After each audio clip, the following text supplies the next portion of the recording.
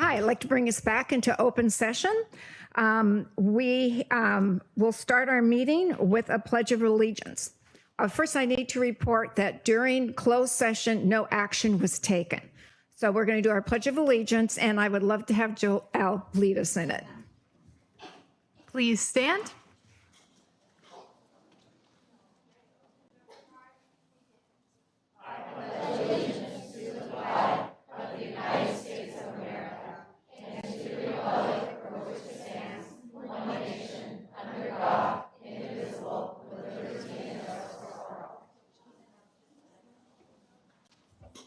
Thank you so much, and thank you. Who is going to give the summary on our workshops? Dr. Pulver? I would be happy to. So for the 4 p.m. session of the meeting, we had a wonderful celebration of just recognizing a number of individuals. We started off by recognizing Evan Grandin as our Employee of the Year, who's been with us for 23 years and has served in a variety of roles, but currently serving as a literacy and reading lab TOSA.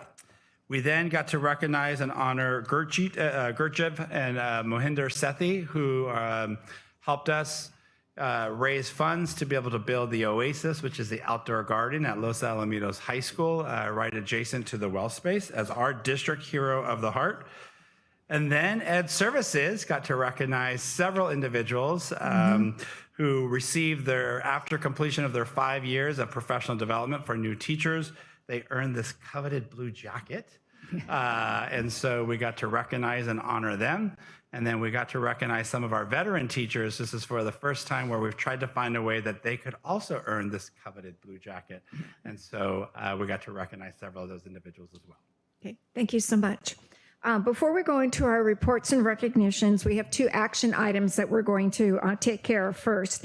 And the first action item is the adoption of the resolution 2023-2024-28 and recognition of our student board member, Joelle Kaiser.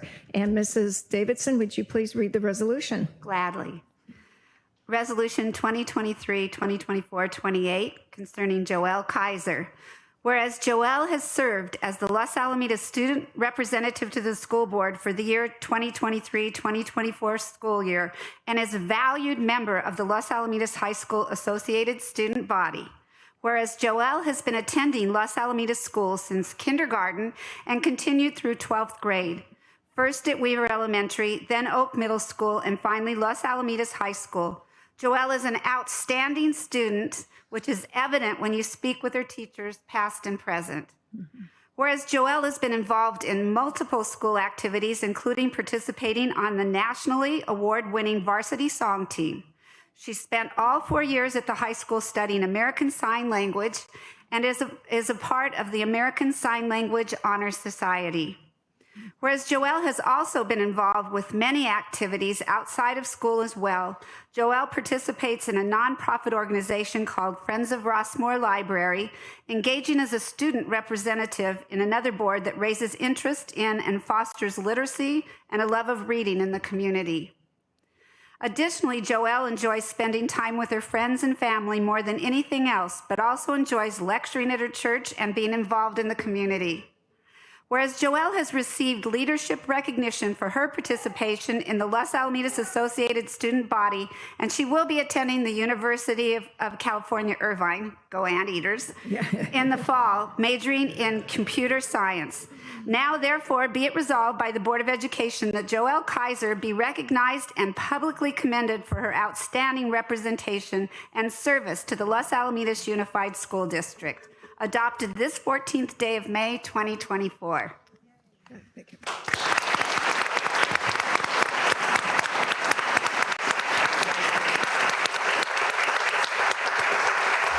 actually need a second on that motion. I was second. Oh, we got lots of seconds. Everybody wants a second. It's unanimously seconded. So we now have, this is a roll call vote. Mr. Fayette. Aye. Mrs. Davidson. Absolutely. Mrs. Catulli. Aye. Mr. Forehand. Enthusiastically, aye. And Mrs. Hill. Honoredly, aye. Don't think I can report that out and get all the adjectives or the adverbs correct. So I'm going to say the ayes have it. Okay. And then our next order of business is the approval of the appointment of a student representative, Joseph Claypool, to the Board of Education for 2024-2025. May I have a motion, please? Second. Is there any discussion? I just want to say that I was lucky enough to be on the small panel where we interviewed the individuals who were going to be applying for this specific position. And we were all very impressed with Joseph, and we're really looking forward to working with him. So we will also have a vote on this. All those in favor, please say aye. Aye. Opposed? Motion carries 5-0. Okay, now we're back to our regularly scheduled program, and we're going to be doing reports and recognitions. And this, I'm almost feel like apologizing for my board president's report because I have a lot of slides. But the reason I have a lot of slides is that we have so much that we're celebrating at the end of the year. It's the culmination of so much work that the students and the teachers have done that we just have a lot of stuff. So, and we wanted to share it with people in case you didn't have the opportunity or weren't aware of all the fabulous things in the district. This particular slide is what happened at LaSalle High School. If you missed them, I'm really sorry because they've already taken place. And I went to several of them, and they were incredible. So if you did miss them, just try to remember that next year it happens at about this same time. So you can get them next year. McAuliffe's end of the year performance is tonight.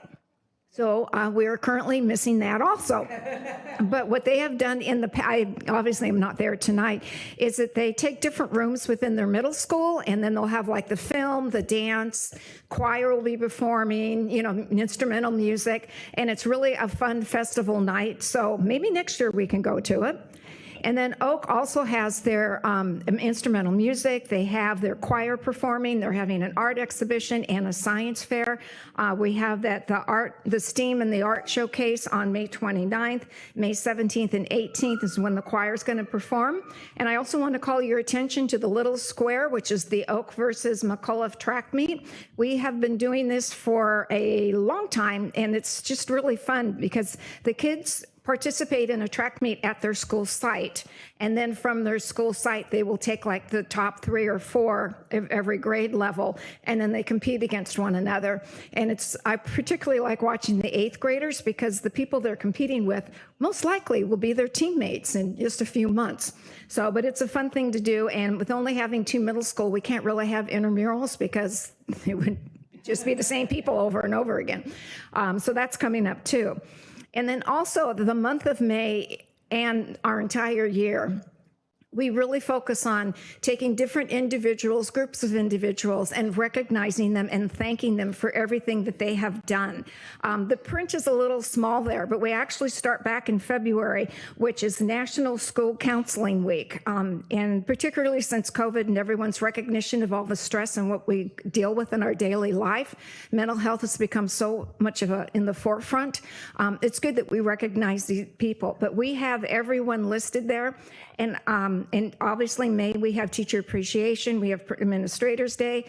And what I really also love in small print is the food people, because most kids will tell you that they love lunch, and now that we have breakfast, they love, the break in the morning so they can grab something to eat. And all of our food service people really work very hard to make sure that our kids have something in their stomach, because they're not going to learn if they're hungry. So I'm really glad the state of California actually went ahead with something like this. And this year, as I think we did it last year too, we bring in baskets of candy to tell everybody how sweet we think they are and how much we really appreciate them, and to give them a little boost during the day. So this is also a good time that if you as an individual want to say thank you to anybody on any campus for everything that they have done, I would strongly recommend you go ahead and do it. Here are some more pictures of our Teacher Appreciation, and people are eating the candy. You put anything in a teacher's lounge and it disappears. And then after that, I really want to talk about LAFE, our Los Alamitos Educational Foundation. They host a Teacher of the Year every year for us. And what they do is that every school site is allowed to nominate one person for their teacher of the year. And they are nominated by their peers and voted on by their peers. So this is really meaningful, not just to the board members and administration, but very much to the staffs, because it's one of their own and they appreciate what these people are doing and going the extra mile and what they do for the kids at their school site. So congratulations to all those people, and thank you to Leif so much for putting it on. It is a very fun, wonderful night. We get to see everybody, and it's just a real affirmation of our school district. And then I do not want to leave out Lisa Haygood, who is a teacher at Lee, who is our 2025 Teacher of the Year for the entire school district, and Evan Grandin, who is our Employee of the Year as a TOSA. A TOSA is a teacher on special assignment, and she is our literacy specialist. And we were able to honor her earlier today, and she has done some really phenomenal things. And I remember reading years ago where someone had written down, if you can read this, you should thank a teacher. Well, I think all of our teachers and all of our students and all of our parents should be thanking Evan for everything that she has done as far as pushing literacy in our district. And the last thing I want to talk, this is again what Leif has done for us. We're trying to get wellness counselors on campus in all of our school sites. And if you've heard anything about the state budget, you know that's going to be a monumental task. Luckily, if you want to become a wellness counselor, in order to get your certificate, you have to work a large number of hours. I believe it's 1,500, but do not quote me. It's a lot of hours. And so every school district is trying to get interns to come in and help support their mental wellness counselors. Well, Leif stepped up and is donating $10,000 stipend, so we get a pick of the cream of the crop. And we have hired, I'm going to do the math, I'm going to say we've hired 7 people. Yeah, I see. I can do the math. Woo. Yeah. And so again, Leif has always been such a good partner with us. They look at things, they listen to our needs, they listen to staff, they listen to parents, they listen to teachers. And it's just a really wonderful thing that they have done.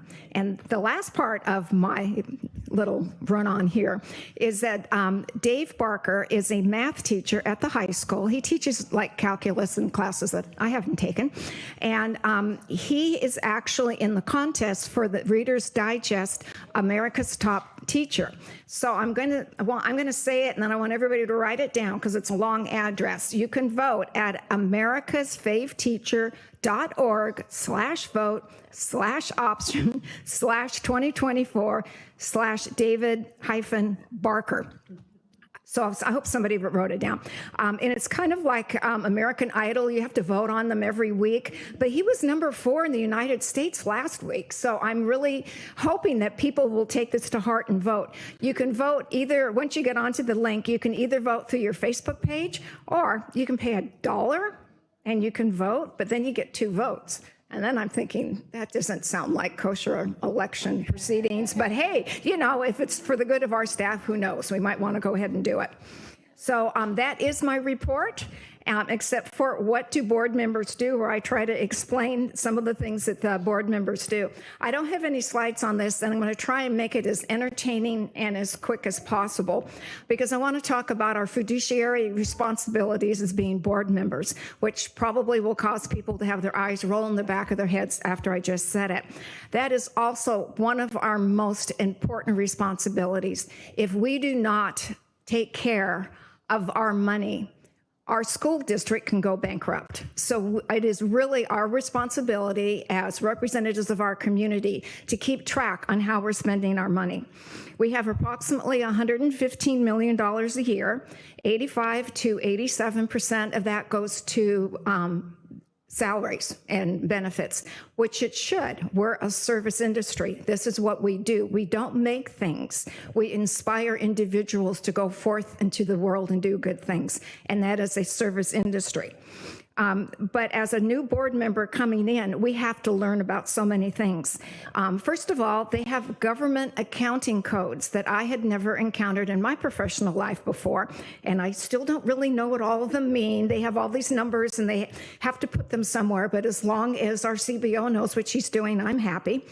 And so how does a new board member learn these things? Well, first of all, when you're first elected to the board, you meet with all of the superintendent and the assistant superintendents, and they go over what happens within their departments. So you would be meeting with Mrs. Galicia, and she would explain probably Proposition 98, how our money comes in, how our money goes out, so you have a real big picture of it. The California School Boards Association also offered classes, again, big picture classes, on how the finances of the school district are supposed to be run. Orange County School Boards Association, which obviously is just Orange County, have 2 or 3 fiscal meetings a year where we hear from experts to talk about what's happening in Sacramento and fiscal impacts that could be there.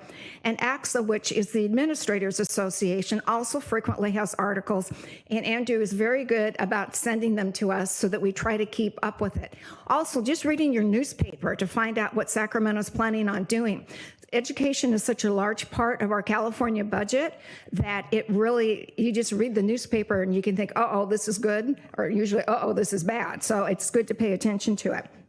Also, all of our school districts in the state of California do budgets 3 years out. The state of California doesn't, although Governor Newsom said maybe we should do a 2-year budget.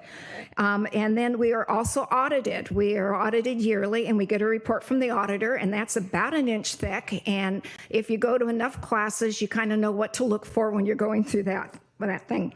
And so you really need to be, as a board member, is very aware of what you're approving. Even on our consent calendar, which are usual and customary, we read the warrants frequently. If you have a question, we will ask, what fund is this coming out of? How are we paying for this? How much does it cost? And then we always have these questions that are answered, so we know where the money is coming. Like all of our facilities, all our buildings and things like that, all our new construction is not from our general fund, not the amount of money I mentioned in the beginning. That's our bond money. And legally, we can only spend that on facilities. We could not decide, oh, well, let's not build a gym. Let's, backfill our budget that is going to be cut because of the state budget. That's totally illegal because that bond was passed for those specific items. So I guess the most important thing we do when we are looking at the money as board members is we look, and our bottom line always is, how is this impacting the children? Is this positively impacting our students and our staff so that we as a school district can go forward? So that's my little financial lecture for the evening, and I am now going to turn it over to somebody way more interesting than me. So I'm going to give it to Joelle.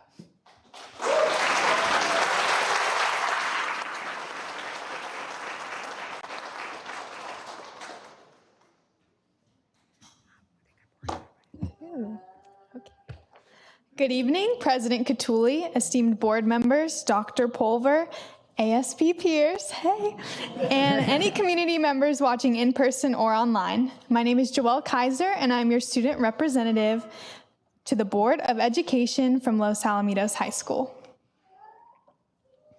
Like President Catulli said, this year is coming to an end, and we have no shortage of activities to give students, particularly seniors, memorable moments to cherish. Just last week, we held our annual Powder Puff football game, the 2 teams being junior girls versus senior girls, and both teams are coached by members of the football team who generously shared their expertise on the game. Overall, it was a really enjoyable time getting to bond with fellow seniors and work towards a common goal. Then looking forward to this weekend, we have our prom with the theme La La Land at the Arctic in Anaheim. Students are looking forward to getting dressed up to the theme and enjoying all of the fun activities our dance has to offer. And finally, seniors are wrapping up their time at Los Al as they prepare to embark on their new adventures, with over 400 students being represented on the college and career wall on our gym. The upcoming events, from senior sunset to baccalaureate, the senior car parade, elementary school visits, and finally in graduation, marks the culmination of our seniors' journey at Los Alamitos. Next, I want to share an amazing academic class at Los Al High that I've taken for the past 4 years, American Sign Language. Specifically, this past month has been very eventful for the class. First, they hosted an ASL event in the Media Center, attended by members of the deaf community, Los Al ASL students, and others curious about the language. They played group games and conversed with those present. Next, ASL Honor Society students took a field trip to California Riverside School for the Deaf during their open house event. We got a tour of the large campus and visited booths like their great number of CTE programs. Lastly, in class, all students got to interact with a deaf guest speaker, Joey, who shared his experiences growing up deaf and being in the workforce. All of these events really help students develop their signing skills, as immersing oneself in the language is the best way to improve. Being able to see other signers, not just their teacher, prepares students for real conversations in ASL outside of the classroom.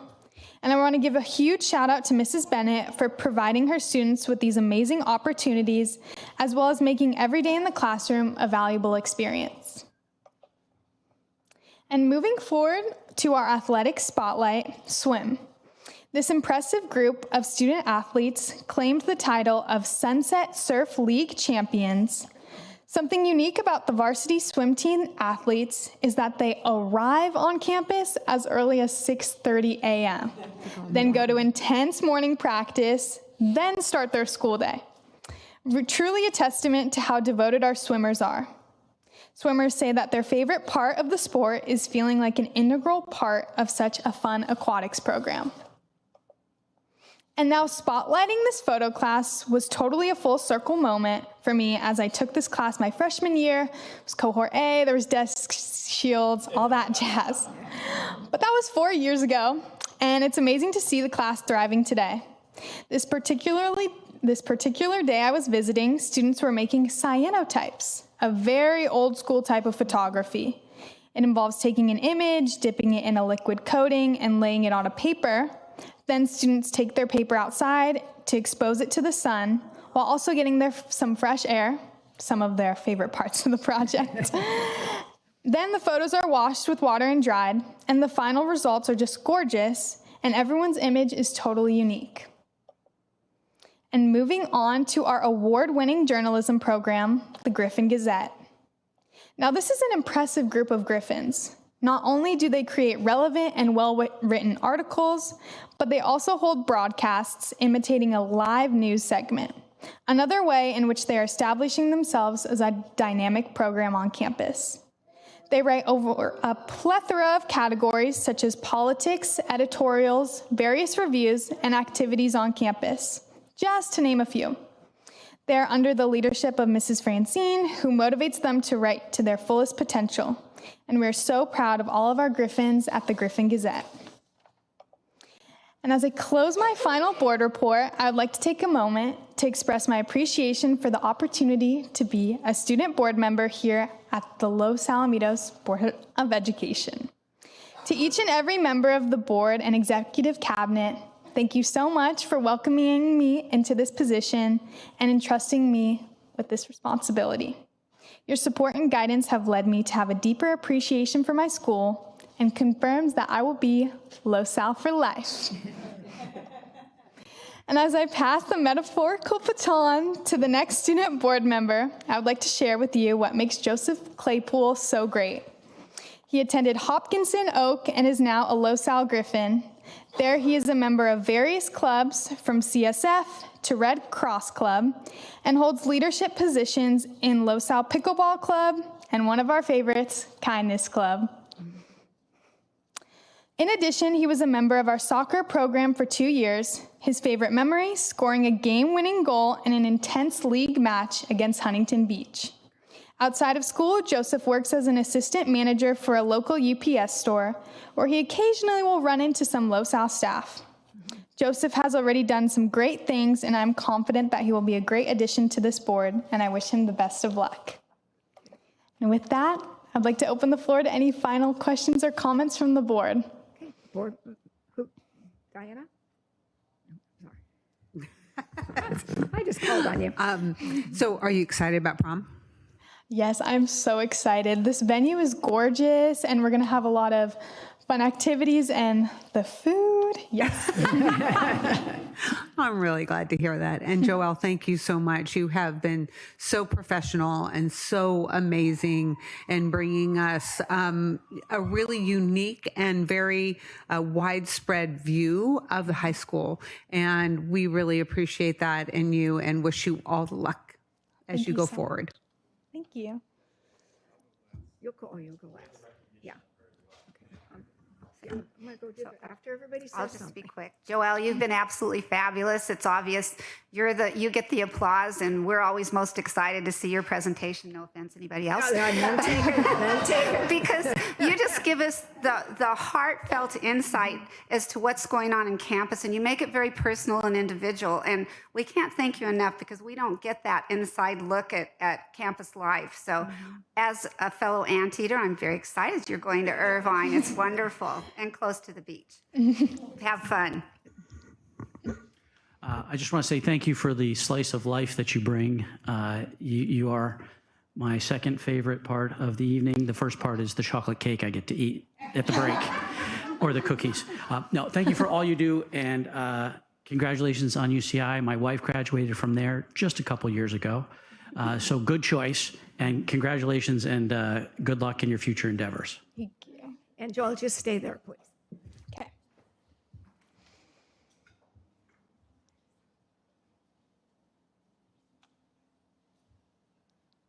This is our official presentation to you. Okay. Okay. A lot of the things that I was going to say about you was in the resolution, so I'm just going to try and skip that part. But I want everyone to know that Joelle Kaiser is a persistent leader at Los Alamitos High School. Throughout her high school career, she has enjoyed being involved with student mentors and ASB. She challenges herself with rigorous academic courses and epitomizes Griffin pride and Griffin school spirit. She also loves being able to interact with many unique people in Los Al, which really is reflected in your reports because you really go out and find different aspects of that campus. It's huge and it has a lot of different people, and you really try to bring them all in together because she loves hearing everyone's story and helping gain her a broader perspective on life. Joelle promotes positivity among all she encounters and encourages others to be their best self. Joelle's dream is to one day be a software developer, have a family, and have an ever so important work-life balance. That is so mature. Seriously, we all need work-life balance. It's really sad to have to wait till you retire. So on behalf of the Board of Education, I'd like to present you with this cube, thanking you for your service. And we also have the resolution that we previously read to you. Thank you. And on behalf of the board and Andrew, we've got you a little something. Thank you so much. So you might want to, I would like you to open it because I think it's cute. Guess who purchased it, right? So, Okay. Okay. Which one? There's two. What? Which one? Yeah, take them out. Okay. And then there's something else under there too. Oh, what? Yeah, her anteater hat. Zaza always. Something else in there. Okay.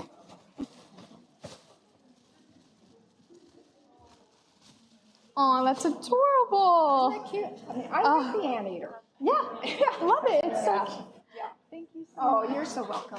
We just wish you the best.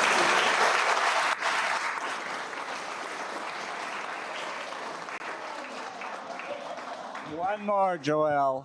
I get credit for I interviewed you and I selected you for this role. But on behalf of the Board of Education, our highest award, and I decided it should say you are a total rock star. So congratulations.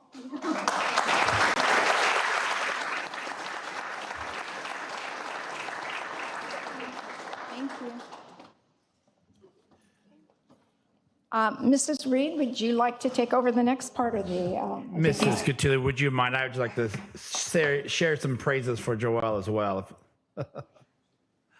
Joelle, you've just been an exceptional student board rep. You give such a voice to our Griffin students.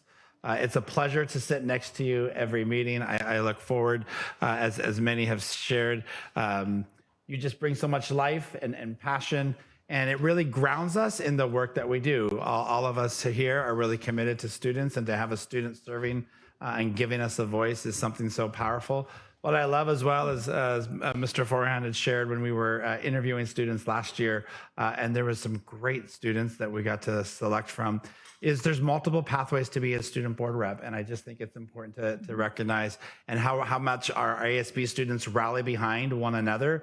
I think that really is what it means to be a Griffin, is you're never alone. And to see, I remember your first board meeting where your ASB colleagues came in full spirit, and they're here again tonight. It's kind of like the sunrise and the sunset that our seniors do as well. And I know this was one of your first years in ASB, and sometimes we have student board reps who they've been in ASB all 4 years, and there's just multiple pathways in whichever ways that we want to kind of really commit. For us, the other joy is to be able to see you at different events, because we're all very active. And so we go to the football games, we go to the dance performance or the show choir, and to see you. And then, you know, when we have it, it's really a family affair, because we get to see mom and dad as well at the board meetings and at the events as well. And we're just so fortunate to have you as our student board rep, and just all of our ASB kids. Thank you. You really represent the spirit of a Griffin well. Congratulations. Congratulations, yeah.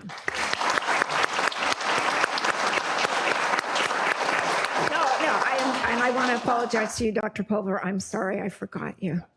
I wanted to give Joelle the present. Where should I go on? Okay, Mrs. Reed.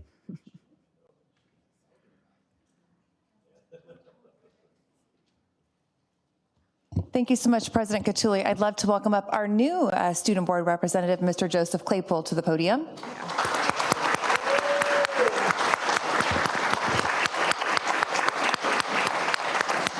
So as Joelle shared earlier, Joseph has attended Hopkinson Elementary, Oak, and now Los Alamitos High School.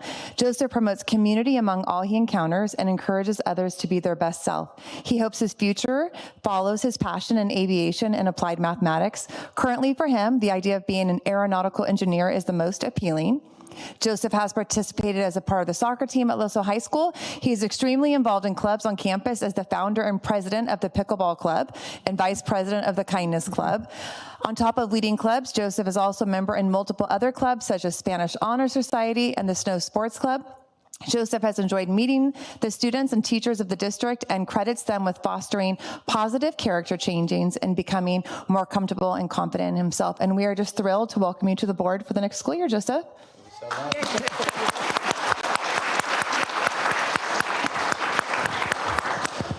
Thank you so much, Mrs. Reed. So firstly, as you don't already know, my name is Joseph Claypool, and I will be your next student representative to the board for next year. First, I just want to say a quick thank you for all being here. I know that time is kind of like stressful right now with all the AP tests for the students. I'm sure they can relate, but also the parents for all the jobs and occupations you have. Secondly, I also just want to extend thank you for the Board of Education for hosting this event. And I believe with their help and support, they can help me expand off the ideas of Joelle and as well help me foster new ones. And then, of course, also Joelle, great job, great contributions to ASB. You've done great, but also you've done great in impacting the Los Alamitos community as a whole. So thank you for that. And also thank you for helping me to prep for this position the past few weeks. And then lastly, I also want to thank my mother, who's in attendance for me, and also my peers in ASB for making this community very welcoming, so I can be your new student representative to the board. Thank you so very much.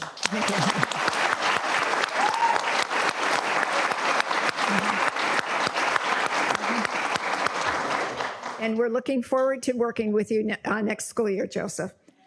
Okay, we are now on to Community Advisory Committee Award recipients. Mrs. Reed. Thank you so much, President Catulli. I'd like to welcome our Director of Special Education and Mental Health Services to the podium, Mrs. Grace Delk, who will speak on behalf of our very prestigious honorees. Perfect. Good evening, President Catulli, esteemed board members, Dr. Pulver, executive cabinet, and community members. It's truly my honor to be here this evening to recognize our 2024 Community Advisory Committee, or what we often refer to the CAC award recipients.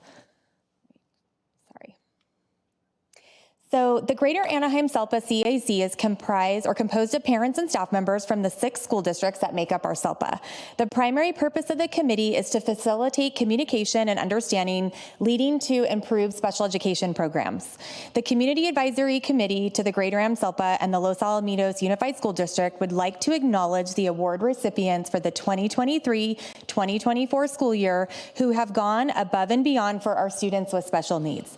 These individuals were nominated by parents, staff members, and community members for their contributions to the academic, social, and/or emotional growth of students with special needs. So I'm pleased to share this year's recipients with you, along with a short clip from their nomination form. So I'm going to call up Anku. Come on up, Anku. Yeah. Come on up. Come on. Come over here. Come over here.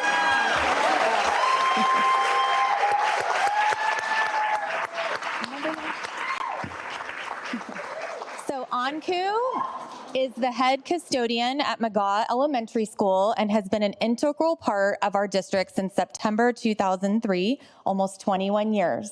I also had the pleasure of working with Anku when I was a school psychologist at McGaw many years ago, so this is definitely well-deserved. I'm going to read a little bit from his nomination form. So Mr. Anku deserves recognition for going above and beyond his job title. He is the lead custodian at McGaw Elementary School. When at school, I pass him throughout the day to lead my students to and from class. He not only knows each student by name, but has secret handshakes and takes time to engage with them about hobbies such as Nintendo. Each student looks forward to their high fives and handshakes with Anku. He makes a positive impact for students and makes them each feel special while meeting their own unique needs. Thank you, Anku, for all you do. Thank you.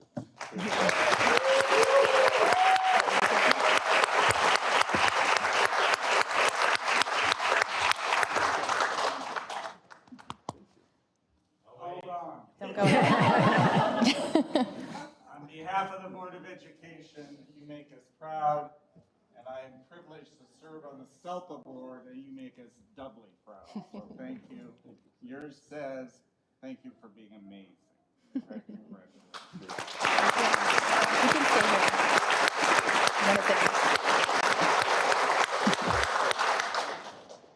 Taylor Martin.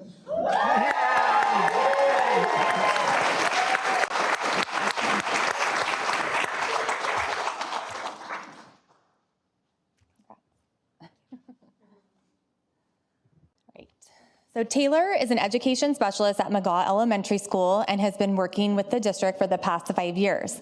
Ms. Martin has far exceeded any expectations I had for a kindergarten teacher. She fosters a caring environment where every student feels valued and important using a firm yet loving approach. That speaks to her exactly. In just 2 months, students with disabilities have learned to identify emotions and manage behaviors under her guidance. Ms. Martin's calming and reassuring demeanor extends beyond the classroom, helping both parents and students navigate challenges.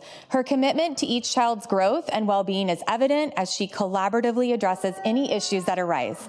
Her exceptional talent in the field and dedication to students with disabilities is truly commendable. Ms. Martin is a one-of-a-kind educator who pours her heart and soul into her students' success, truly deserving of recognition for her outstanding contributions in supporting children with diverse learning needs.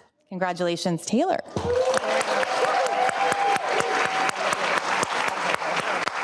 me get that medal, Papa. Yep. Congratulations on behalf of the board and the SELPA organization. You are amazing. Thank you. And last but certainly not least, Andrew Hong.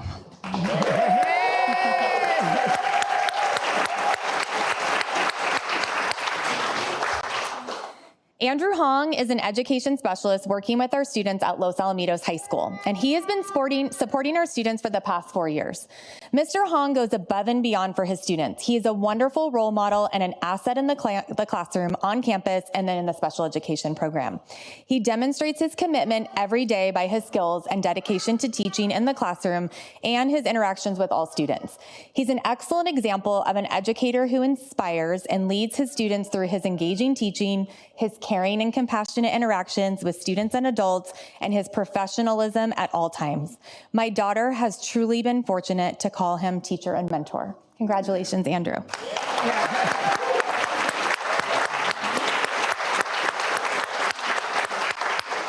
Congratulations. You too get a Medal of Honor from the Board of Education and from SELPA.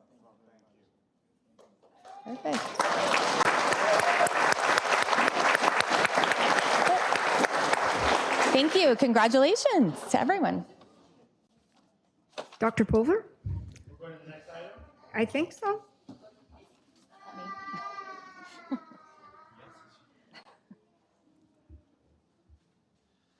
Well, we are thrilled and excited to recognize tonight our Administrator of the Year. And there was a part of me that was hoping, Grace, that you would be sitting down really far and have the same walk up that Andrew just had. Did you guys see Andrew's jog up to the podium? That was impressive. So last night we had the extreme pleasure, as well as we've been able to share with our community. Not only is Grace our Administrator of the Year, she actually is the Orange County Administrator of the Year for Special Education and Mental Health.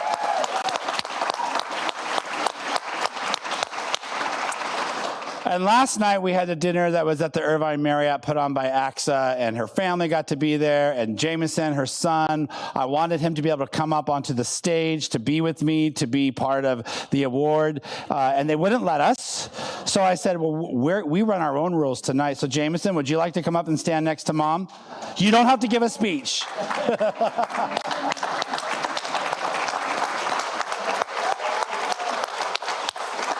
So when we were at dinner last night, Jameson said, well, I don't think he called me Dr. Pulver. He just said, what made you select my mom as the Administrator of the Year? And I said, well, they don't let me speak tonight, but I'm going to speak tomorrow, so you'll be able to find out why we selected your mom as our Administrator of the Year. So are you ready? All right, he's ready. So Grace is superb in everything that she does. She has a spirit of excellence like there's no tomorrow. She's been with us for 10 years. We had the extreme pleasure of being able to take her from another district not too far, who was an excellent school psychologist, exceptional with the law, but also really gifted with families and really trying to find ways to how to help students thrive. And so she was a psychologist for us for about 3 years, was 2 years as our coordinator of special education and mental health. And the last 5 years, I am so fortunate that I get to say the first position that I got to hire in my role as superintendent was our director of special education. And no one stood out stronger than Grace Delk. And she just is phenomenal. Grace is someone, this is a position that you're not always dealing with the most positive news and things, and yet she's able to find ways to find support for staff, find support for our students, and really for our families who really are having to embrace some of the struggles that they are seeing with students with special needs, and how we can help provide them the most highest education opportunities that we can in the least restrictive environment. And so not only does she do that, she's extremely proactive. Grace will take a look at different decisions that have to be made and how can we improve upon them. She has revamped our SST process with support from other team members as well. You already know this. You have an exceptional team she gets to work with. She serves on our district's negotiations team as well. But really the other area is, if special education wasn't enough, she really leads our mental health team as well. And as we know, mental health is really an area that in our district we have really expanded upon and invested upon. And so she was a trailblazer. LaSalle was a trailblazer in mental health. We were the first district in Orange County to create a well space at our 2 middle schools, Oak and McAuliffe, and we partnered with Chalk and Leif and Orange County Department of Education. And suddenly COVID hit and everybody said they're not going to do it. And Grace and our team, we just pushed forward and we said, no, we're going to continue. And so we were the first district to open up 2 well spaces. They were only going to let us do it at 1 middle school because they wanted to help spread that to all of the middle schools in the county. And we really advocated and made sure that we had it for both. And then it didn't end there. As you know, we have well spaces at all of our elementary campuses and a robust well space and outdoor well space at Los Alamitos High School as well. And so in that, we've expanded expanded our mental health team that Grace oversees, but really she is an individual who partners with our administrators and with our staff in crisis as well. And so we've had various crises that have occurred, particularly, every year is not unique, but this year, it's probably the most fresh in many of our memories. And on Saturdays, she stopped what she was doing. She was probably at Disneyland, I believe, with Jameson and her husband, and a crisis occurred at one of our schools, and she just dropped everything and was there to be supportive. And she never left the principal or the school site alone. And so it's just phenomenal that every step that she helps to provide. She was also selected along with myself to be on a county committee. Very few of them were on this committee to really take a look at how we can improve mental health services throughout Orange County in partnership with the Orange County Healthcare Agency. And so we were part of helping write a grant, the SB HIP grant, if I remember the acronym. And that's part of the grant funding where we have Hazel Health right now on our campuses for about a year. And so we're just always looking at the forefront. And really, that's Grace. Grace is someone who is always trying to find what we can do better to help improve the lives of our students and our families. And so it's no wonder not only you are Administrator of the Year, you're the Orange County Administrator of the Year. Congratulations, Grace.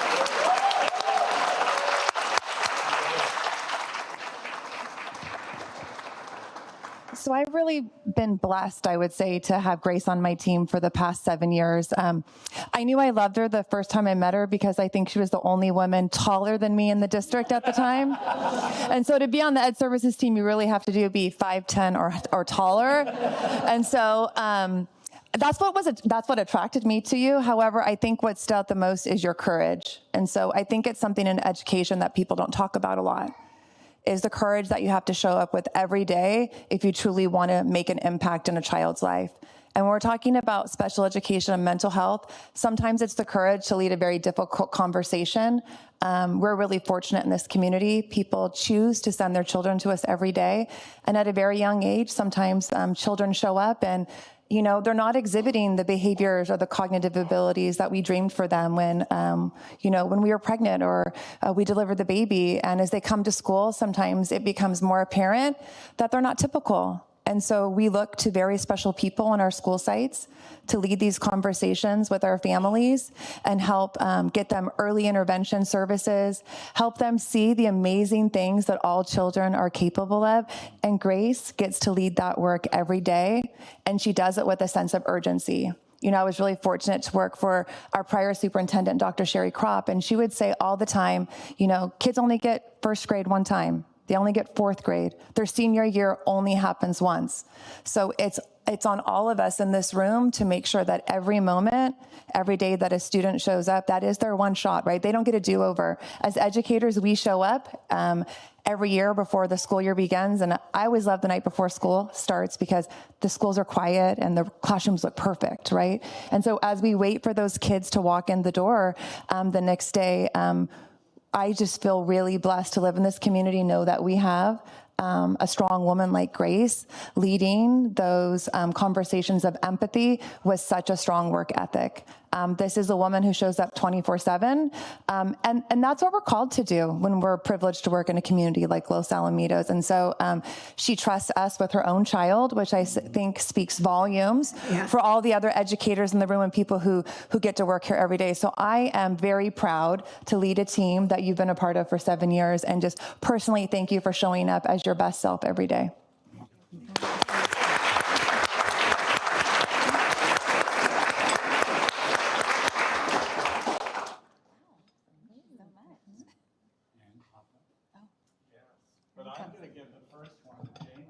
He was the head of the table. Everybody wanted to talk to him, so you are an amazing kid. And you are an amazing mother and employee, so thank you very much on behalf of the board.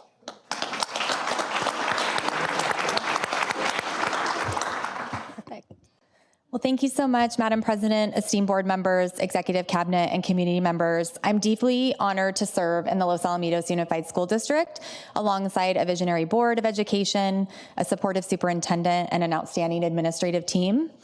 Andrew, thank you for your constant support and dedication. Your commitment to prioritizing mental health and special education in our district has set us ahead of the curve, serving as a model for other districts in the county. Andrea, your support and mentorship from the beginning have been invaluable. Your insights have enabled me to navigate our educational landscape and implement impactful initiatives. Thank you for your commitment to excellence. I also want to express my heartfelt gratitude to the exceptional team I have the privilege of working with every day. They're back there. Kaylee, Amanda, Jenny, Heather, and Gracie. Your passion for our students and your unwavering dedication to their success is unmatched. It is through our collective efforts, collaboration, and teamwork that we've been able to make a meaningful difference in the lives of our students and their families, and I could not do it without any of you. I also want to extend my deepest appreciation to the students and parents of the Los Alamitos Unified School District. Witnessing the joy and enthusiasm on the faces of our students as they navigate their educational journeys is a constant reminder of the impact that we have on their lives. It is our responsibility to ensure that they have access to a safe, welcoming, and inspiring learning environment, and it is an honor to contribute to their growth and development. And lastly, I could not imagine doing the work without the support of my family. To my mother, Cheryl, who not only prioritizes education, but has been the driving force behind my passion for learning. You've always guided and encouraged me to pursue my dreams with determination and resilience. I'm trying not to cry, sorry. To my husband, Jim, who's not just my rock, but my pillar of strength, your steadfast support and understanding have been the cornerstone of my success. I'm endlessly grateful for your love, encouragement, and partnership. And to my son, Jameson, you are my light and my greatest source of joy. Your boundless energy and infectious laughter remind me every day why I do what I do. Thank you again for this esteemed honor. I will cherish it forever.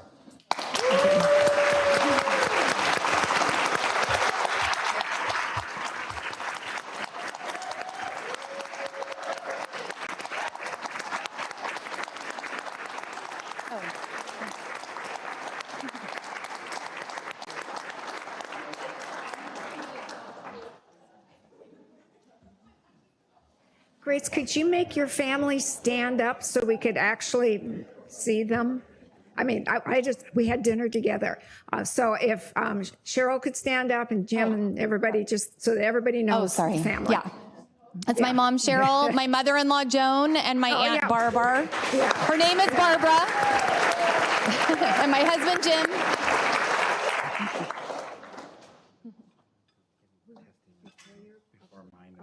I was going to do it after. I'm going to recommend now. Okay, well, we have to. Okay. Yeah, okay. We are actually going to do a change to our agenda, so I'm going to have a motion and a second and a vote on it. Instead of having the superintendent report and the board member communication, we're going to go to recess, because during the recess, we take pictures. So we need all the people. We need Joelle, Joseph, we need the Citizens Advisory Committee awardees, we need Grace, and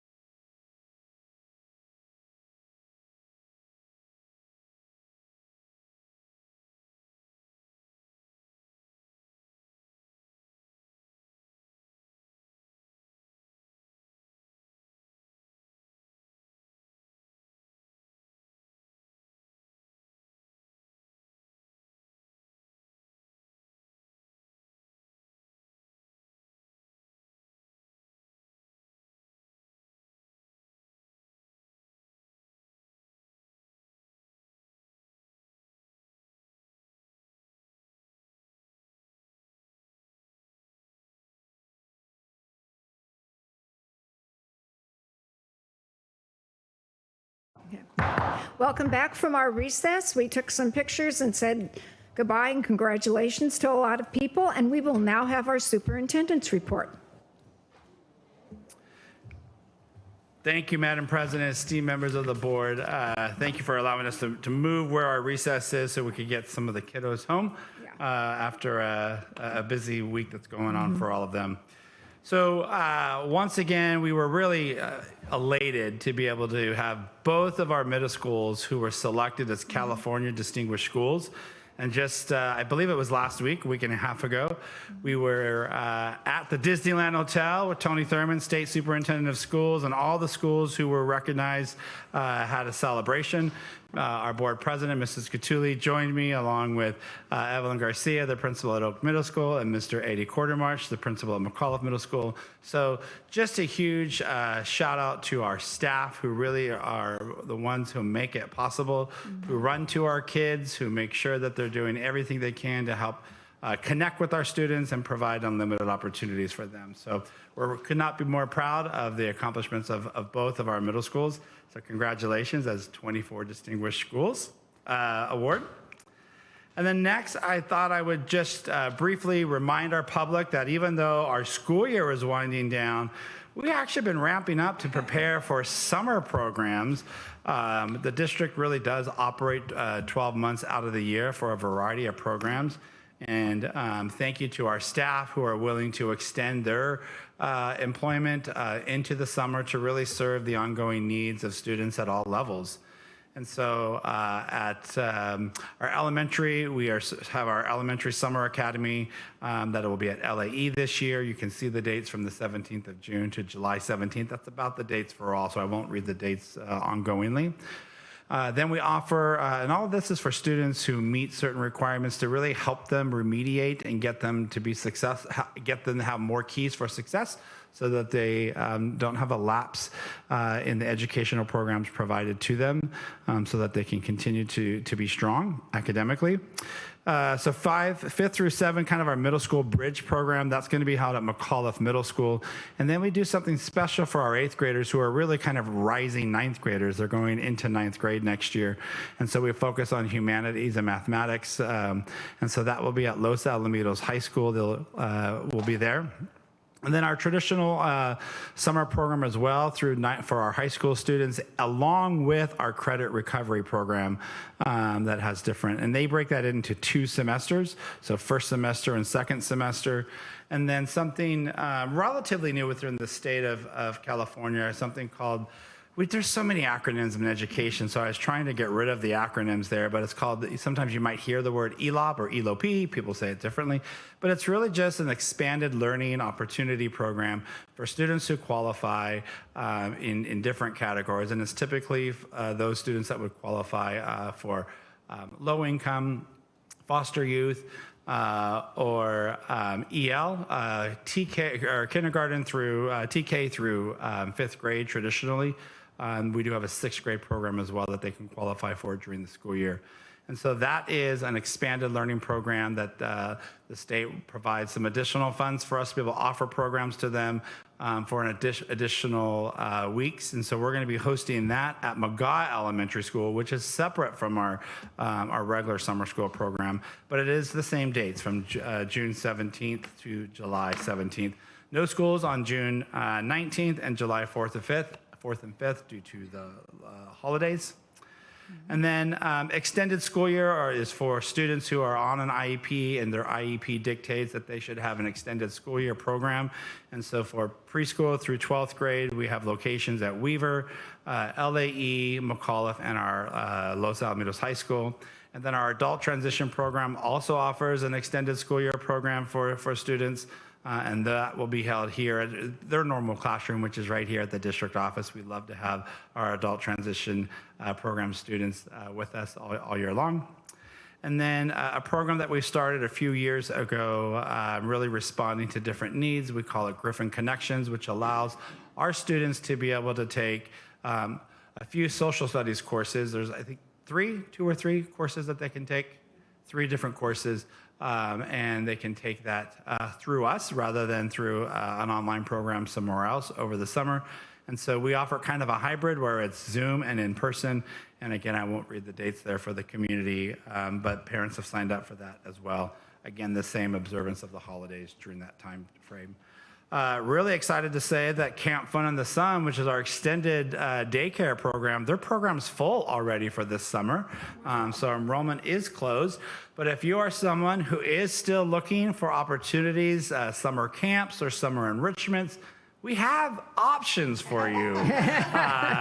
We've talked a lot about LAIF tonight, and LAIF is a wonderful partner with us who offers over 150 different enrichment programs over the summer for students of all ages in just about every category you could think of, from academic to taekwondo to art to photography to performing arts, and then a lot of our sports camps as well. And so LAIF has 2 sessions if you're looking for, and they are not full yet, so you're welcome to enroll into that. So the first session of the LAIF Summer Enrichment Program is June 17th to June 28th. The classes will be held at Lee Elementary School. And then session 2 is July 1 through July 12th. And again, no classes the 4th and 5th of July. That's a Thursday and a Friday. So those are options. We really encourage you to sign up through LAIF. And I'll be sending out emails. In fact, I just sent a community email out to all families last Thursday, I believe.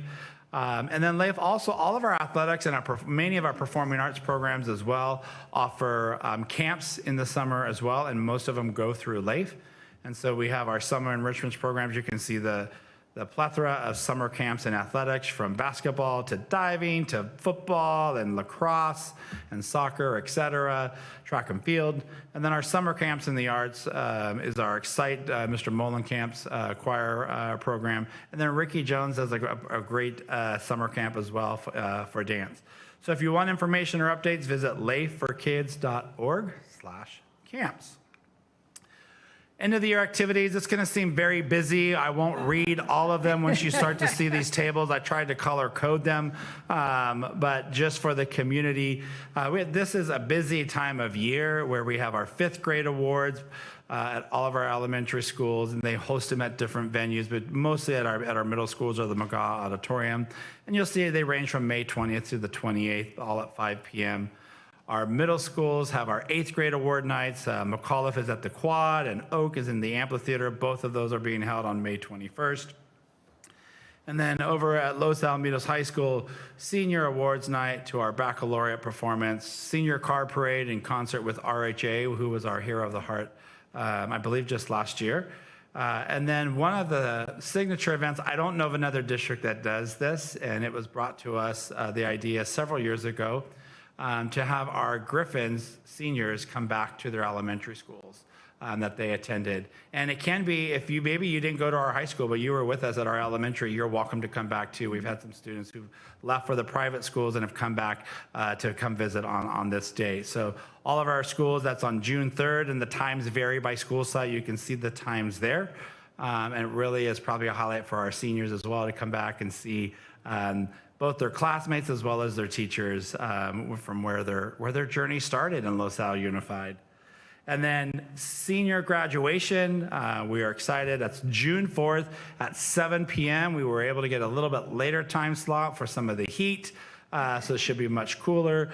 It's at Dignity Health Tennis Stadium, used to be called StubHub, and as you know, these stadiums keep getting different names. But parking, I believe, is free, and will be much easier for our families to get in and out of than where we were the last couple of years. Parking was really difficult, we heard from our families. And this gives a little bit more intimate setting as well. So we look forward to that. That's really our big, sometimes I call it our Super Bowl or our game day, because it's really the culminating event for the pinnacle of what we do with our students over their journey, 12 to 13 years, and maybe longer if they were with us in preschool. And so this year, we're going back to how we used to do our end of the year promotions for 5th grade at our school sites. And so a lot of our families we heard from, they liked having it here at the district office. Parking was easier, but you miss some of the intimacy of being just directly on your campus. And so all of our elementary 5th grade promotions will be on June 4th. They're all in the morning, and you can see the different time frames there. Oak and McAuliffe will be back at doing promotion on our track and field, which is great because our 8th graders, that's where they're going to start as 9th grade, is as a Griffin. And so for them to have their promotions from middle school on our Griffin campus is pretty exciting. And then our adult transition program, one of the things we love is to go to their promotion ceremony as well. And so that's going to be on May 31st at 11 a.m. right here at the district office. So lots of things going on for our end of the year activities. And then I just wanted to remind the community that while we're in the summer session, we have summer schools, et cetera, our board meetings still meet. We go dark in July, in the month of July, but we do have 2 board meetings in June after school is out, and then 1 in August before school starts. And when we approved our board calendar last December, we really communicated to the community on that forum that those board meetings will start at 4 p.m. rather than at 6 p.m. This portion of the meeting started at 6 p.m. We'll be starting those board meetings during the summer at 4 p.m., which is a way that the board is really allowing staff who work the summer to not have to have really late nights as well, as long as we did a good job at communicating to the community ahead of time. So those board meetings and the business portion, all of the meetings will start at 4 p.m. And that's June 11th, June 25th, and August 6th. And with that, I cannot thank our entire staff and this community for their continued support. We want to wish all of them a wonderful, restful, and safe summer, but we're not there yet, so let's finish strong. Okay, thank you, Dr. Pulver. I just want to add, in deference to all of our employees at the district office, that yes, we have a lot of these end of the year activities happening, and we're also preparing for next school year. So the site principals and everyone at the district office, it's really a yin and a yang, because you're finishing things up and at the same time you're starting to build for the incoming year. So I just really want to let the staff know that I appreciate the extra work that goes in at this time of year. Okay, with that, I'd like to go with board communications, and I'm going to start with Mr. Fayette. Thank you, Madam President. I just want to say that I got to see the choir show last week. Fantastic, as always. It's incredible. It seems like there was so many seniors graduating that I had recognized and knew. I felt like I've grown up with them since I've been watching for these last 3 years, 4 years, and very impressive. So that's always a great evening. Oak has got drama and choir performances coming up. There's some orchestra performances. I try to encourage the public to go out. It's a real cheap date night, and it's only about an hour, and they're very good. I enjoy them immensely, so it's worth your time. And just a quick little side note, I just want to thank my mom and dad flew out, and they haven't been flying in the last few years, but they flew out to join me, so I got to spend Mother's Day, which also happened to be my birthday this year, with my mother. And so thank you, Mom and Dad, for making the effort. It was wonderful seeing you, and I'll see you this summer when I have to fly back across country. Thank you. Okay, Mrs. Davidson. Well, a lot of what I was going to be grateful for and share has been shared in a variety of ways. So I'm just going to say about all of the performances to Ricky Jones and David Mullenkamp and Moana Derlin and Justin Padilla and every single one of the performing arts directors. Thank you. Thank you for what you did for all of the kids that are graduating, how you built the programs and gave them opportunities to celebrate their passions. You developed confidence in them, stage presence. You helped them to become what they only dreamed about being. So I'm deeply grateful. And for drama, Stacy Castillo,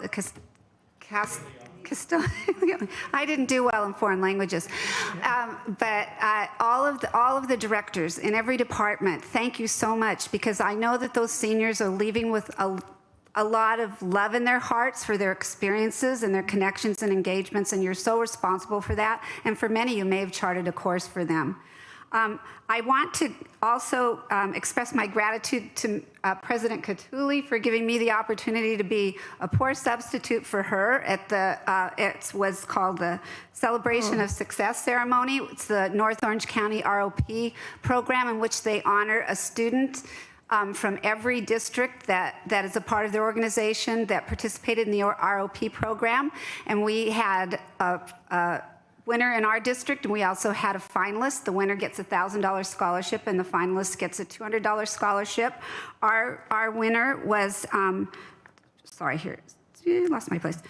Ray Barton, and the finalist was Michael de Onofre, and both of them had to they submitted applications for the scholarships, which included a writing component. It took a lot of self-motivation and effort, and then they were interviewed by a panel, which I believe President Catulli was on, and it was such an honor to be there that night and really look at what these young people accomplish in this ROP programs in all different and diverse areas of technical education. And so, and from that, I want to make a jump, a connection to thanking Marianne Schaefer, our counselor for careers and college and career center. She has provided an exposition, a big symposium about a month ago for all of the students and families and communities to show what college and careers is doing and what opportunities there are out there. But she also led a Zoom meeting presented to the CTA Advisory Committee. And what I want to say is that parents, community members will say to me, I remember when, like I remember when we had wood shop, or I remember when we had home ec, or I remember when we had auto shop. And where are those kinds of trainings now? They exist in a much greater realm, and the opportunities for our students through our CTE pathways and through ROP are tremendous. And I would suggest going to the website if you want to help your child and encourage your student to go to the website, on our high school website, and look up college and careers and look at what they offer you. They'll help you with how to seek finance for college education. They'll help you with how to prepare for testing. It is such an incredible organization on our high school campus that I think sometimes people don't even realize what they can tap into and the resource that it is. It gives guidance to career planning, college planning, testing information, special events like mentor breakfast when people from the community come and talk, you can sit down and have a chat with them about job opportunities and careers, career exploration field trips. There's also an employment and volunteer option where they have a board where they keep notes up about opportunities to volunteer in the community that might be associated with a passion that you have in terms of a career. There's a parent guide. It's an online parent guide that was phenomenal. I looked through it today that will help your child with career planning process. And that's available for you. Just go to the website. And you can learn about our 7 career pathways.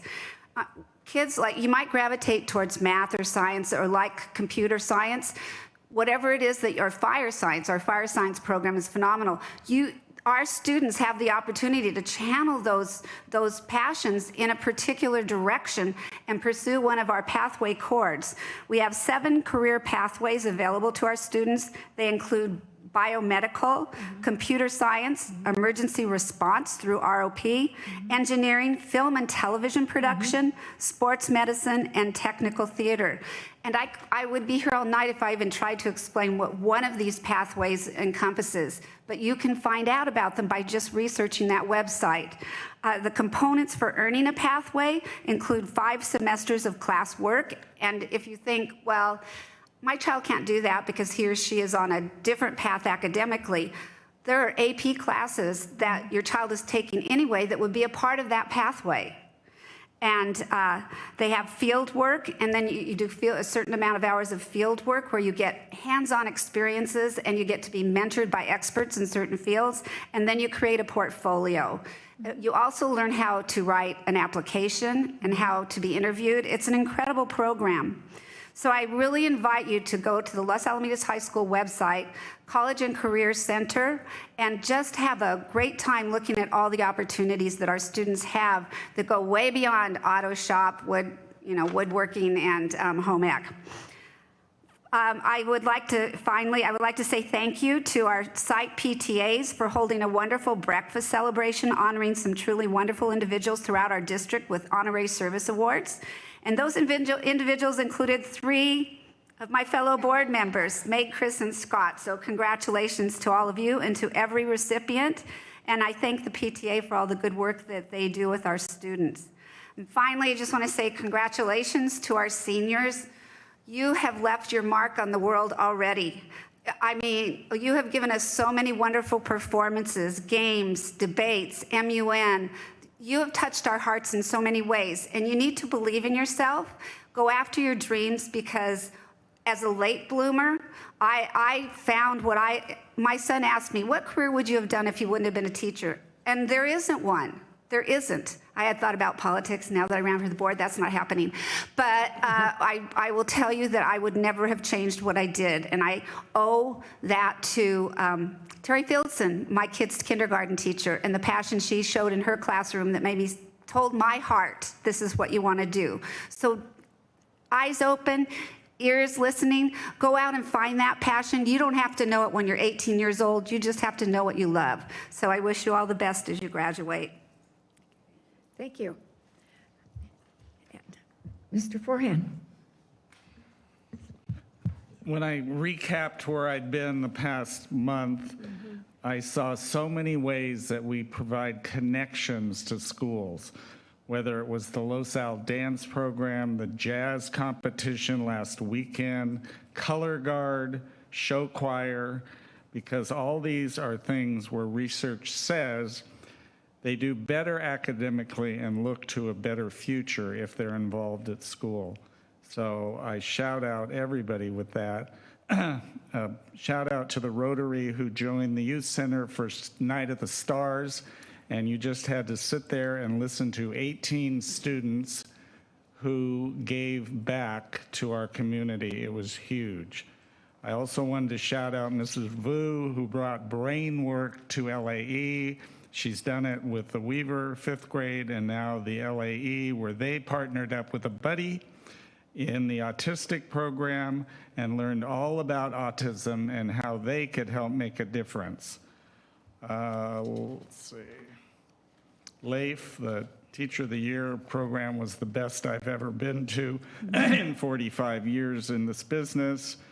And then I agree with you, the recognition of our HSA winners, and then I wanted to shout out our PTAs. I've never seen such glorious activities for staff at all our schools, breakfast, lunch, everything. A shout out to our camp and Sacramento teachers. They give over and above to take our kids to these wonderful events. And even in testing prep, you read parent newsletters where everybody's giving advice to the kids about get them to bed early, give them a good breakfast.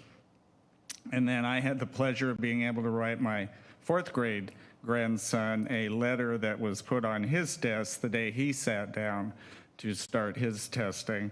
And today I was at McAuliffe, and I thought how clever. Kids were buying testing grams.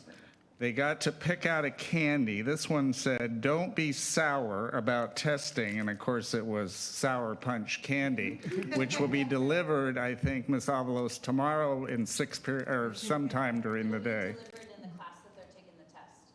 Yeah, so that was great. And then I wanted to finish with the Kindness Club, which I've gotten to know very well. And we had an event with the Life Skills program at the high school. And we made Mother's Day cards, and the kids from the Kindness Club came in and helped them paint flowers. And I asked Zach, the president of the club, could you get some comments from the kids after the Kindness Club left, the Kindness Club kids, what they thought? And I thought one of them, every human on this planet has a gift, even if they may be considered conventionally different by society. So I just thought those kids are something else. Mrs. Hill. Thank you very much. You know, being on campus is the joy that we get in this job. And sometimes I have a very full schedule. I have a full-time job. And so, but every time I'm there on a campus doing a walkthrough, I am just more and more grateful to this district, to all of the staff. We're having staff appreciation, everybody who makes a difference in our community and our children's lives every day. And so when I was at Lee doing the walkthrough, I you know, these moments, I got a chance to see one of our Gold Star Girl Scouts and her butterfly garden that she had created there. I got to witness, what's the pit called where they play that? What is it called? Gaga pit. I didn't know what a Gaga pit was. I now know. I don't think I understand the game, but I do now at least somewhat know it.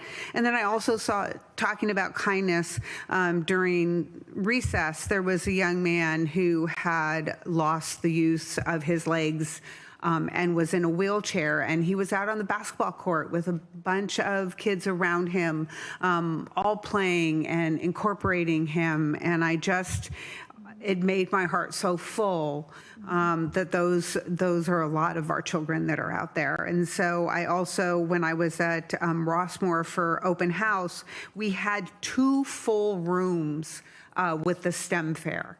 And I just loved that. They were encouraged, even at the last minute, do a project, bring it in, have this huge STEM fair, something will, you know, they'll light some fire in them. So that was really wonderful. And I do appreciate the support from Lay for all of our elementary school STEM fairs as well. They do so much. I do think everybody talked about the HSA awards, but I'm sorry, people, you did forget somebody. Our Nicole got an HSA award as well. What she has done for communication in this district is beyond anything I could have imagined when we talked about this years ago, because I've always been the person that we need to communicate more, and you have done an extraordinary job and well-deserved award. Loved the dinner last night, the admin dinner, and it's really an opportunity to be with district staff and connect and talk and celebrate. You know, I think our this month is reflection and celebration, and I think we're really all on board about that. And then just really very quickly, but and very selfishly, this last week was an extraordinary week for me because my niece, who is a Griffin grad, who was a valedictorian at our high school, she got married on Saturday, and then she graduated from medical school on Wednesday. And I am a very proud aunt, and she is an incredible representation of what comes out of this district. And I remember when she first went away to school, she went to Princeton, and she went away to school, and she said, you know, she was on the East Coast, and all these students are there from private schools and prep schools, and they have all of this a different pedigree than she felt she was coming in with. But I remember her telling me how the education that she got at LaSalle prepared her for that better than a lot of the other students that she was there at school with. And so Dr. Shelby Edmondson will be at USC Keck. But I'm so really proud of her and all of our Bruins, all of our Griffins who go out and just do amazing things. And this graduating class, you have the world in front of you, and sometimes that can be just so inspiring and exciting, and other times it can be really overwhelming. And so my suggestion to you is that you just follow your heart, and you follow the doors that open, and you keep true to who you are, and you will find the right path. And I'm just really grateful for this district for all it's done for all of our children. Thank you. Well, I have a whole list of things that I am not going to read because I've already read several lists earlier in the evening. The one thing that nobody else mentioned was that Seal Beach, the city of Seal Beach has their safety awards, and I was able to attend that. And I think it's important because we have an incredibly good working relationship with both the city of LaSalle and the city of Seal Beach. So as a board representative, I thought it was really nice that I went there. And Dr. Freeman was also there, who is in charge of our safety on all of our campuses. And it was a really nice day to be with all the folk from Seal Beach. And I don't really need to give us a ROP-CTE report because Marlis took care of it. But I appreciate you doing that, and you did it very well. The only thing that I'm going to say is that this is the time of year where we are acknowledging our retirees, and at our last ROP meeting, that took the bulk of the meeting when we were acknowledging our retirees. And that's about it. And other than that, I'm going to move on with the agenda. We already had our recess. Nobody wants to take a picture of us. So we're not going to do that. And we have no public comment cards, so I don't have to read those paragraphs. So we're now on to information and presentation. We have our presentation of McGraw-Hill Wonders TK curriculum. Mrs. Reed. Thank you so much, President Catulli. Tonight we are bringing forward McGraw-Hill Wonders TK curriculum to be on public preview for the next 30 days. The state of California is currently adopting new transitional kindergarten standards that will be derived from the preschool learning foundations and be halfway to the rigor of our kindergarten curriculum. And so with the expansion of the TK program through the 25-26 school year, we are bringing forward a curriculum that will allow all of our TK teachers to access the same curriculum with fidelity, very similar to what we do in our K-5 classrooms. We now have a larger TK teaching population, so this will also be a great way just to promote dialogue, conversation, and calibration of instruction for our youngest students on campus. Okay, thank you. And our next item is the California School Employees Association, CSEA, initial proposal for the 24-25 Los Alamitos Unified School District. Dr. Weiss-Wright. Thank you, Madam President. We are super fortunate in LaSalle to have great relationships with both of our bargaining units, and so it's my pleasure to welcome up CSEA President and Lead Negotiator Mitch Pinales to share with us what they'll be sunshining. Good evening, guys. Hi, Mitch. Madam President, Board, Dr. Pulver, Cabinet. Tonight, I'm here representing CSCA, and we are going to open up Article 6, hours, Article 7, leaves, Article 16, salary and fringe. And I just want to let you guys know that we're going to do our best to get through this and you know, cooperation and work hard to keep things moving smooth as possible. Thank you, guys. And we really appreciate the support that we get from every CSEA member. The schools would not do as well as they do without all of your support. You guys you're necessary. Thank you, guys. Thank you. Thank you. Okay.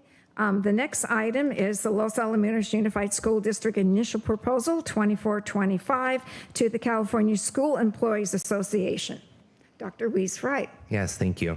So the Los Alamitos Unified School District proposes to open negotiations for 24-25 with CSEA, Chapter 324 on Article 6, hours, Article 7, leave of absence, and Article 16, salary and fringe benefits. Okay. Same articles as them. Okay, thank you. As part of the negotiations for a public entity, we let the public know what we're going to be negotiating with our unions with and give them an option to come in and speak to us. So I'm now going to take us out of this meeting and into an open meeting for someone who would like to speak about that, about the CSCA and / LAUSD's proposal for negotiations. And seeing no one come to the podium, we will go out of the open session that was an open of the public hearing. Thank you, Dr. Pulver, and into our open session. I just get to bang and go over a lot. Okay, then the next item is the Los Alamitos Education Association, LAEA's initial proposal for 2024-2025 to the Los Alamitos Unified School District. Dr. Weiss-Wright. Thank you, Madam President. It is my pleasure to now welcome up our Chief Negotiator, Mrs. Lori Avalos, to share with us what LAEA will be sunshining for this year. I haven't had that title before. Chief. Good evening, Madam President and esteemed board and executive cabinet. The Los Alamitos Education Association proposes to open negotiations for the 2024-2025 school year on Article 5, Hours of Employment and Duties, as well as salary and benefits. LAEA reserves the right to discuss all articles of the collective bargaining agreement between the Los Alamitos Unified School District and the Los Alamitos Education Association for the purposes of discussion and modification. Thank you.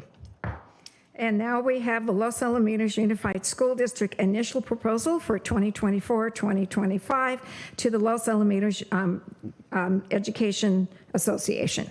Thank you.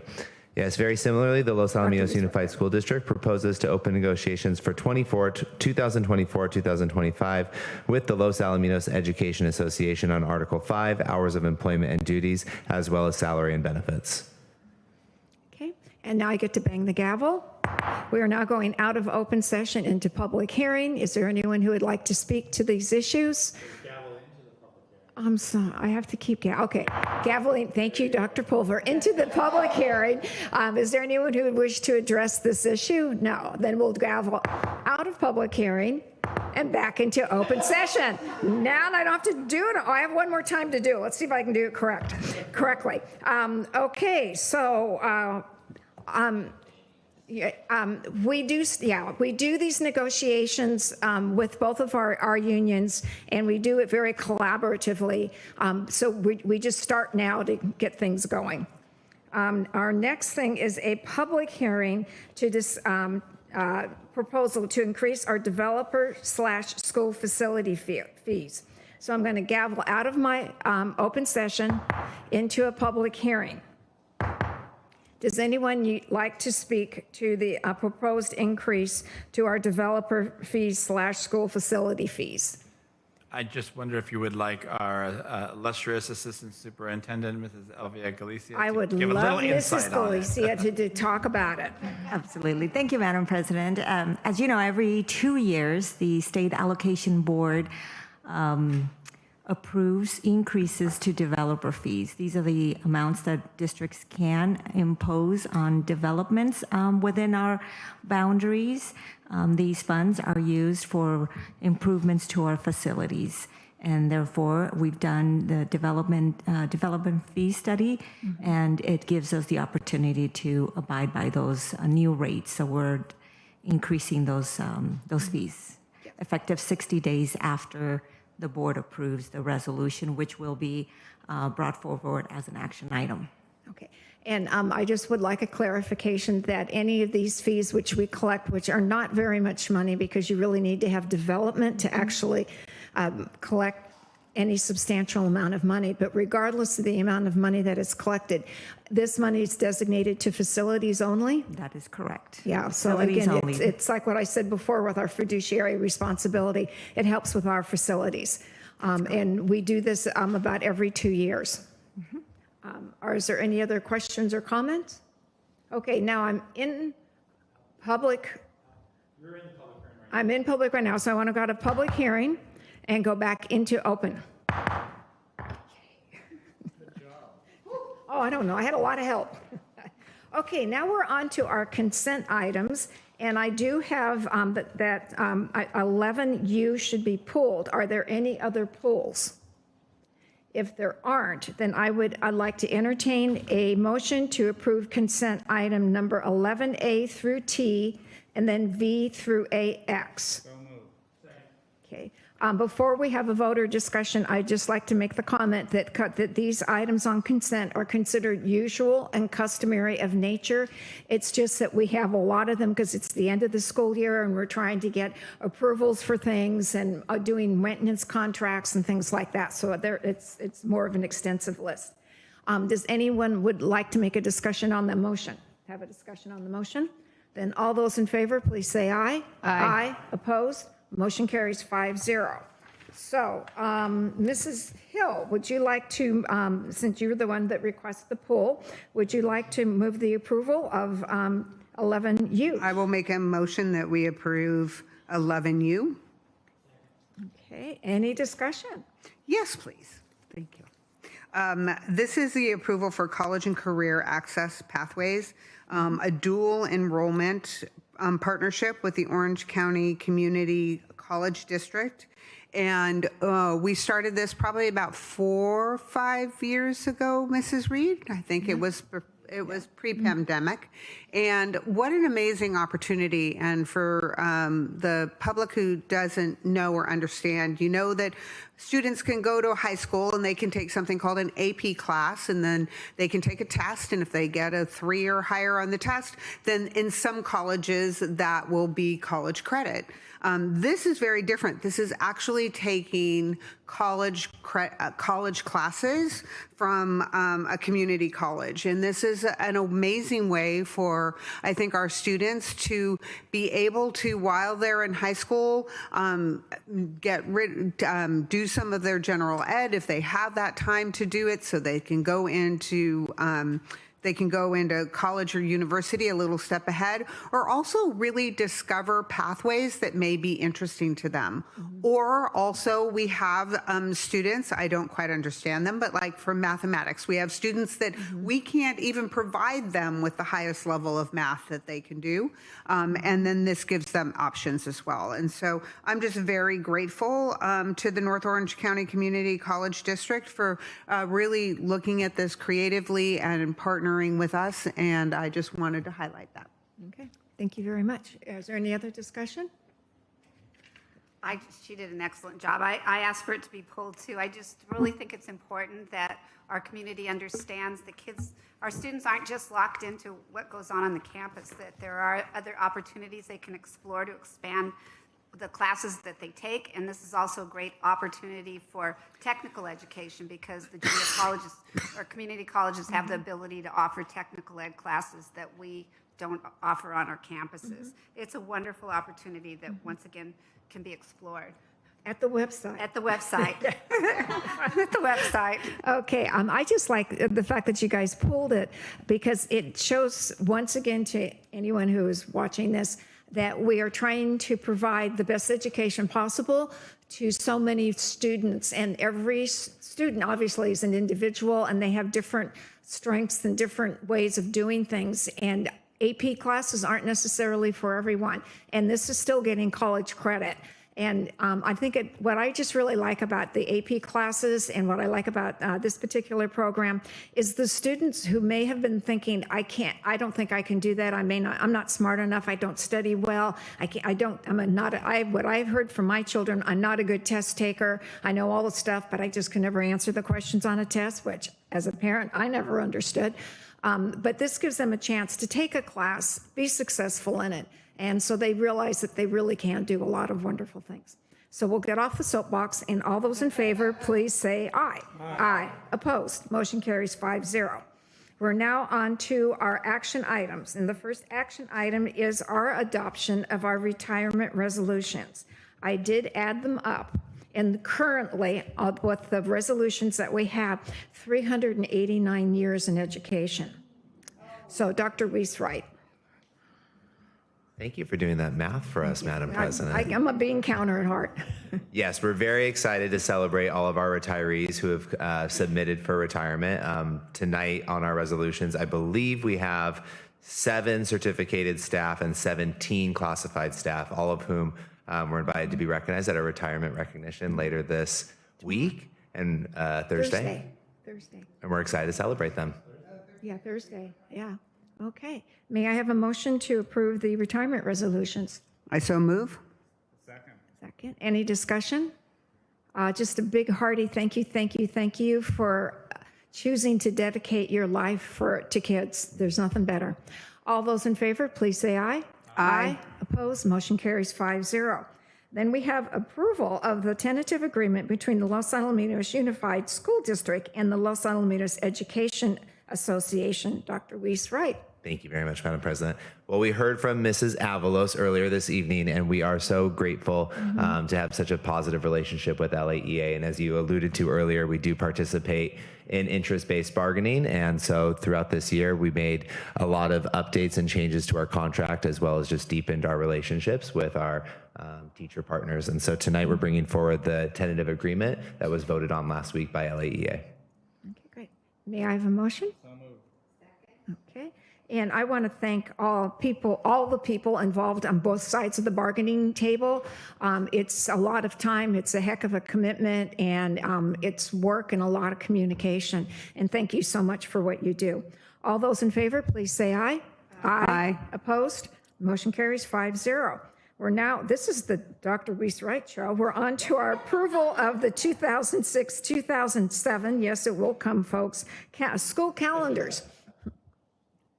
Dr. Weiss-Wright. Thank you. As part of the LAEA tentative agreement, it was agreed that the 2026-27 school calendar shall become part of Article 5, Hours of Employment and Duties, and included in Appendix C of our collective bargaining agreement.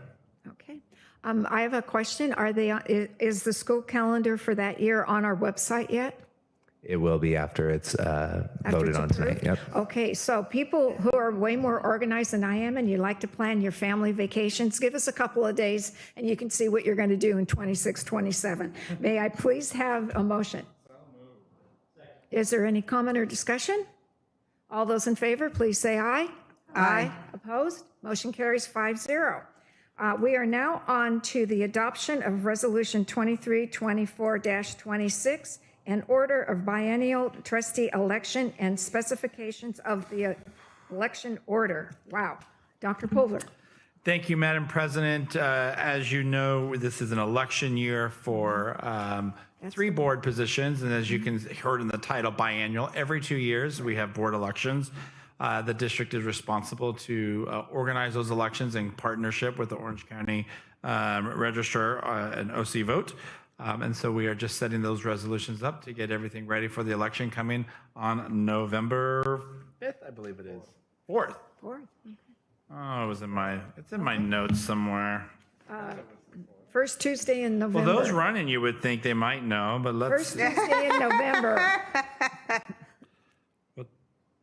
It is the 5th. Yeah. Well, November 5th. Not bad. Okay, may I please have a motion? So moved. Okay, any discussion? And this is a roll call. Mr. Fayette. Aye. Mrs. Davidson. Aye. Ms. Cattouli. Aye. Mr. Forehand. Aye. Mrs. Hill. Aye. Okay, now that we are going to have an election, we get to approve the number of words to be contained in the governing board member candidate statement. Dr. Pulver. Yes, once again, in that election, part of the reason you approve the number of words is we do get charged for our portion of the pamphlet, of the voter pamphlet. And so it's pretty customary that most districts will limit it at 200 words. And that's what this resolution, or not resolution, this action would be taking to limit the words to 200 for any candidate running. That'll then be printed in the voter ballot. As a candidate who's had to write those 200 words, I'm really happy it's not 400. And I think everyone at this table will agree with me. May I please have a motion? So moved. Is there any discussion? All those in favor, please say aye. Aye. Opposed? Motion carries 5-0. We're now on to an adoption of an emergency resolution 2324-25 for the replacement of a walk-in freezer at Oak Middle School. Mrs. Galicia. Thank you, Madam President. The walk-in freezer requires emergency replacements as is currently experiencing temperature fluctuations, failing to maintain proper cold storage conditions. This poses a significant safety concern for perishable items, risking spoilage and potential foodborne illnesses. Public Code Contract Section 1102 defines an emergency as a sudden, unexpected occurrence that poses a clear and imminent danger, requiring immediate action to prevent or mitigate the loss or impairment of life, health, property, or essential public services. There is insufficient time to utilize the formal bid process. Therefore, this is the reason why we're going through an emergency. There's just not enough time for us to do the bid process and get the work done before the kids come back at the beginning of the school year. We've received 3 quotes, and Seacliff Mechanical Services is the lowest cost for us, so therefore we're requesting approval of an emergency resolution. Okay, great. We can't have an entire school of middle schoolers hungry, so that is an emergency. So may I have a motion, please? I will move it. I'll second. Okay, is there any discussion other than feed those kids? All those roll calls. Mr. Fayette. Mrs. Davidson. Ms. Cattouli. Aye. Mr. Forehand. Mrs. Hill. Aye. Okay, our next item is another resolution, 2324-27, authorizing the Los Al School District to increase developer school facilities fees as authorized by the government section code. This was already brought up earlier in the meeting. So instead of having Mrs. Galicia speak to it again, I would like to ask for a motion. So moved. Second. Is there any discussion? Okay, I just said that we don't have that much development, but every little penny helps. And living in Seal Beach, so much of Seal Beach has to go through the Coastal Commission, and this is nothing compared to going through the Coastal Commission. So we have any other comment? Okay, roll call. Mr. Fayette. Mrs. Davidson. Ms. Cattouli. Aye. Mr. Forehand. Mrs. Hill. Aye. Okay. The next 1, 2, 3, 4, 5 different items on the agenda are approval of different job descriptions and job classifications that have already gone before the Personnel Commission and have been approved.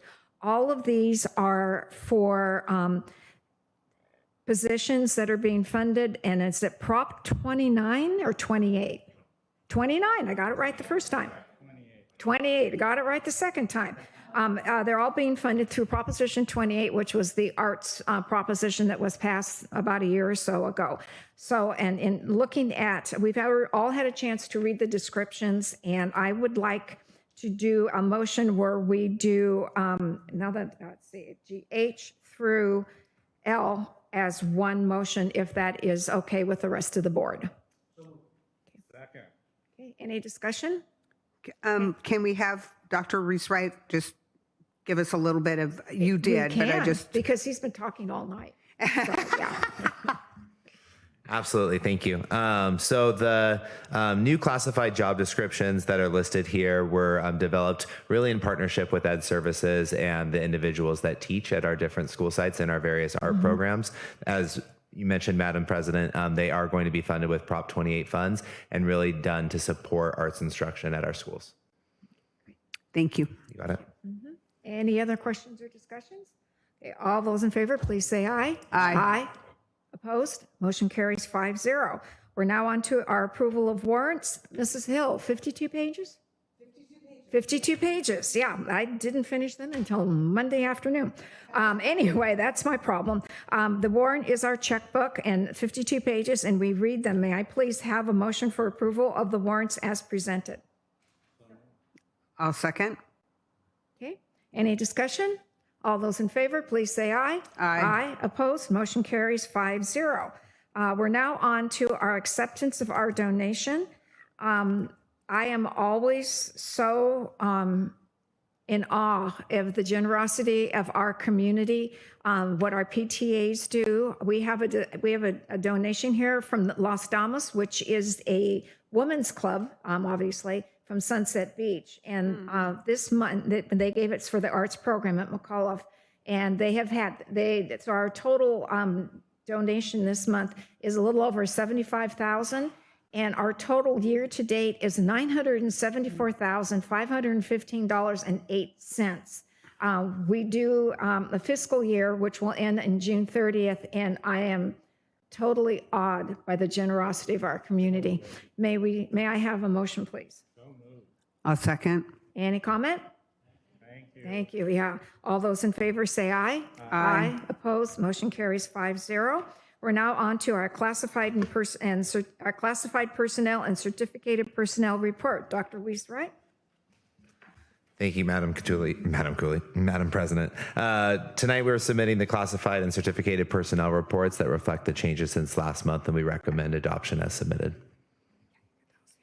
Okay, may I have a motion to approve both of the reports as one item? Second. Is there any discussion? All those in favor, please say aye. Aye. Opposed? Motion carries 5-0.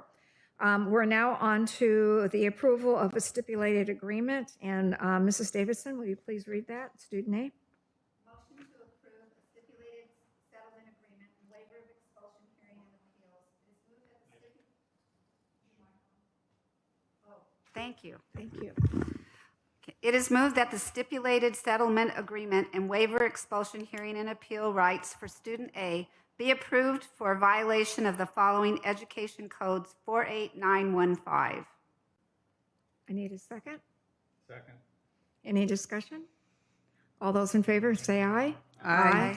Opposed? Motion carries 5-0. And Mrs. Davidson, will you please read the next item?